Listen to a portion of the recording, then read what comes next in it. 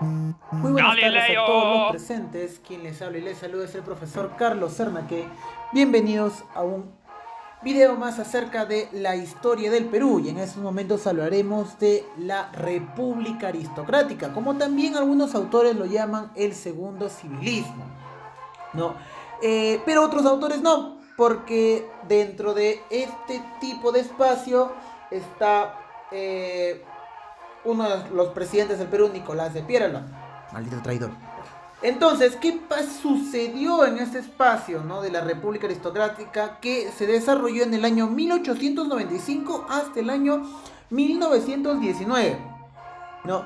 Entonces, según Jorge Basadre, la República Aristocrática fue el periodo de nuestra historia en el que la vida política del país estuvo dominada por una élite económica y social formada por hacendados, hombres de negocio, profesionales, catedráticos, agrupados en el partido civil, salvo Nicolás de Piérola.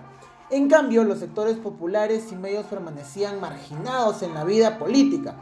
No, esta élite consideraba que solamente ella podía imponerse en el Perú un modelo de desarrollo similar al de Europa y Estados Unidos. Entonces al pueblo peruano le mencionaban: oye, ¿quieres que Perú pueda llegar a ser como las grandes potencias mundiales? Entonces solamente la gente preparada puede ejercer este tipo de liderazgo. Entonces mencionaban: no, caramba, los militares, estamos decepcionados de los militares, no nos han sabido gobernar.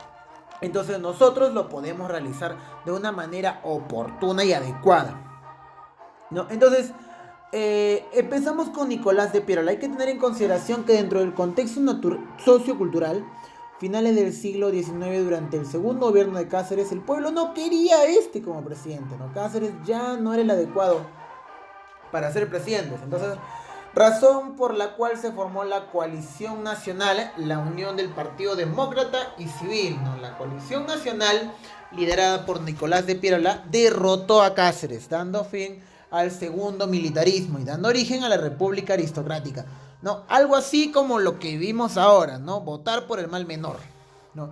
Tras la derrota de Cáceres, Manuel Cándamo gobernó transitoriamente y convocó a elecciones en las cuales ganó, no, ni más ni menos, Nicolás de Piérola. Nicolás de Piérola, nacido en Arequipa, su nombre completo es Nicolás Fernández de Piérola Villena, es político de profesión, ¿no? Fue presidente del Perú 2 veces, ¿no? Según la opinión de algunos historiadores, es el notable presidente peruano del siglo XIX, junto con Ramón Castilla. Bueno, eso es una condición, por así decirlo, sujeta a interpretación. Quiero mencionar más del tema, ¿no?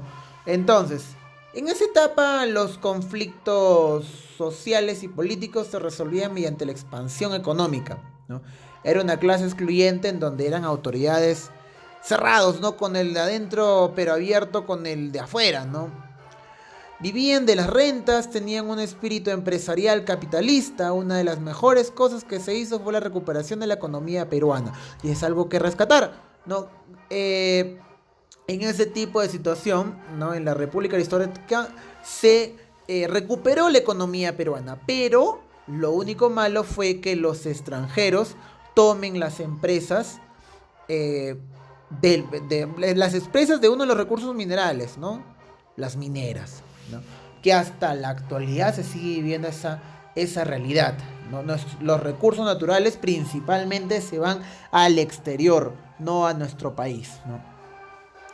Los aspectos de la política interna, ¿no? Se creó el archivo de límites del 11 de diciembre de 1896, se creó nuevos puestos de trabajo por el avance de la economía y se necesitó mano de obra, para lo que se inició la inmigración japonesa, ¿no? También se contrató una defensa militar francesa y se afrontó el conflicto del Tratado de Ancón y el plebiscito de Tacna y Arica. Dentro de los aspectos económicos, como mencionaba anteriormente, se ofreció una mayor recaudación de impuestos, se otorgó un concepto de dependencia económica, ¿no? Se inició la dependencia económica con la minoría, el azúcar y el algodón, el petróleo, ¿no? Ahora hay que tener en consideración que en esta época se descubrió un nuevo mineral muy necesario para la revolución industrial, ¿no? El boom del caucho. ¿Y a quién le vendimos el caucho? A los ingleses, ¿no? Entonces, estuvo el boom del caucho. ¿Y qué es el caucho? Disculpen ustedes, de repente uno no conoce. El caucho es, por así decirlo, un material del cual se fabrican las llantas, ¿no? Y muchos otros artículos más, pero principalmente se iba para ello. Ahora, dentro de las obras importantes de Nicolás de Piérola, ¿no? Él establece la libra peruana y el estancado de la sal. Le genera un impuesto a la sal, ¿no? Se da gran apoyo a la fundación de las instituciones crediticias y financieras. Se funda la Escuela Militar de Chorrillos y se establece el servicio militar obligatorio. No, ahora, hay que tener en consideración que desde aquí parte el concepto de la SUNAT, ¿no? Desde aquí se establece una casa en la cual podían observar con detenimiento todos los impuestos que podrían generar de la venta de ese tipo de recursos o minerales, ¿no? Ahora, hay que tener en consideración la valoración, ¿no? Si tuvo aspectos positivos Nicolás de Piérola, claro que sí, ¿no? Tuvo un gobierno con alternabilidad pacífica, sin movimientos revolucionarios mayores, ¿no? Se tomó rigurosa importancia a la economía del país y se hizo innumerables obras para su desarrollo, tal como la creación de la libra peruana de oro. También tuvo condiciones en contra, ¿no?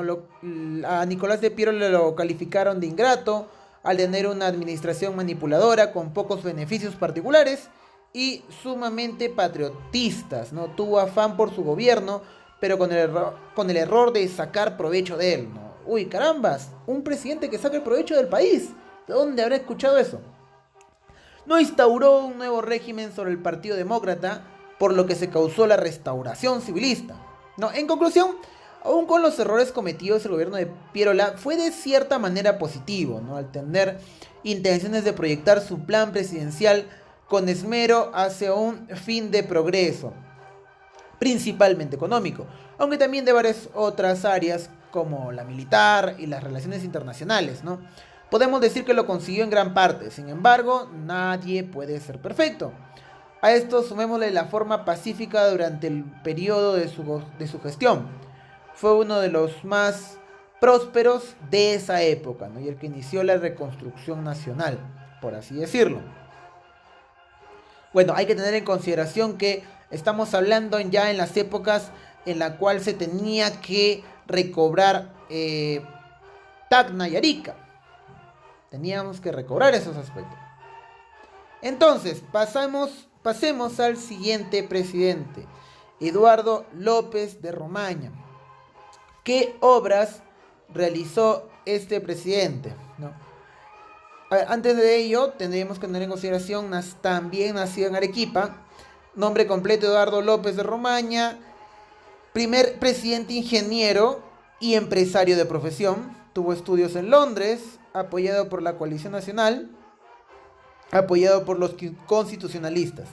Las obras de Eduardo López de Romaña, ¿no? Hay que tener en consideración que él creó el Cuerpo de Ingeniero de Minas para el estudio sistemático de los recursos del país, porque él observaba que se había ofrecido demasiada cabida a los empresarios extranjeros, ¿no? Les habíamos prácticamente regalado nuestros minerales, ¿no? Estableció el alumbrado público de electricidad y radiotelegrafía, se dio ley orgánica en la educación bajo el modelo norteamericano, se estableció la Escuela Correccional de Menores de Varones, ¿no? Derogó la ley que prohibía a los extranjeros contar con propiedades, ¿no? Puesto que desde ese entonces ya podían, ¿no? Ahora, fue un hombre, dentro de su perspectiva de valoración, fue un hombre fuerte políticamente hablando, ya que se opuso a todos los que trataban de sabotar el gobierno con fines egoístas, ¿no? Este es un modelo de cómo es el sistema democrático del Perú. ¿La democracia existe? Claro que existe. ¿La desarrollaron todos los presidentes que gobernaron este país? Pues no todos. Muchos dejaron algunas cosas que desear, ¿no? Este es un modelo como le estaba mencionando, de cómo sería el sistema democrático. Respetó las imágenes del Estado de Derecho, como deberían de hacer cada buen presidente que gobierne el país. Por esto y mucho más, Eduardo López de Romaña debe ser un presidente que resalta en nuestra historia del país. Sin nada más que decir, me despido y espero que todos estén muy cómodos a la espera, ¿no?, dijo la redundancia, de la segunda parte de esta etapa del gobierno del país, ¿no?, que es la República Aristocrática. Esperen el segundo video.